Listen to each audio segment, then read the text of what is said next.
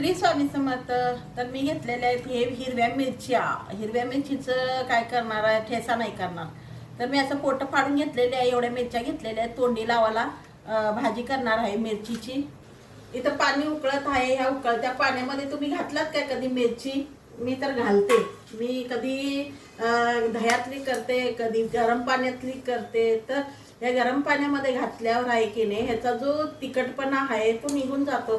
कारण हिरवी मिरची आहे, तिखटवाली हिरवी मिरची आहे, त्यामुळं मी ह्याला पाण्यात घातलेली आहे. आणि दह्याची करायची म्हटलं तर दही नाही आहे घरात, त्यामुळं म्हटलं चला आता पाण्याची करून घेऊया. तोंडी लावायला तर पाहिजेच आहे. तर मिरची छान शिजली गेलेली आहे, काढून घेते. तर मिरची काढून घेतलेली आहे आणि आता चला ह्याला फोडणी देऊया, म्हणजे ह्याचा तिखटपणा थोडा गेलेला आहे. तर कढईमध्ये तेल घालून घेतलेलं आहे. तेल गरमच आहे. त्यात घालून घेते थोडासा जिरा, मोहरी, अद्रक, कोथिंबीर आणि कढीपत्ता कुटून घेतलेला आहे. मिरचीची भाजी खूप छान होते, एकदा ट्राय करून पहा. तुम्ही ठेचा किती वेळा तर खाल्ला असाल, पण एकदा हे सुद्धा करून बघा, खूप छान होते. तर आता यात घालून घेऊ चवीनुसार मीठ, थोडंसं हलकंसं फ्राय करूया. हळद घालून घेतलेलं आहे. धनिया पावडर, थोडंसं लाल तिखट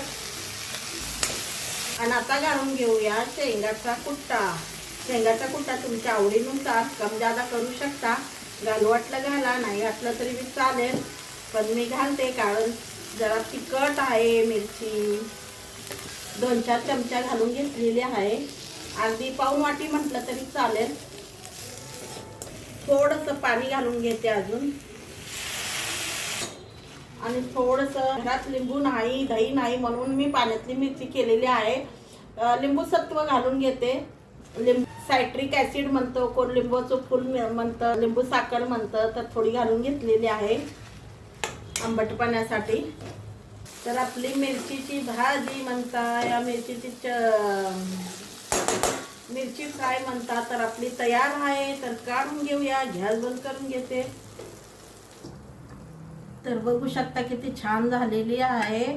आणि ह्या मिरची सोबत आता ज्याला भाजी खाऊ वाटत नाही त्यांनी हे आरामात 3 चपात्या तर कंपल्सरी खातील. इतकी चांगली भाजी झालेली आहे मिरचीची. तुम्ही लोणचं विसरून जाल, इतकी छान भाजी झालेली आहे ही. आहे की नाही मग?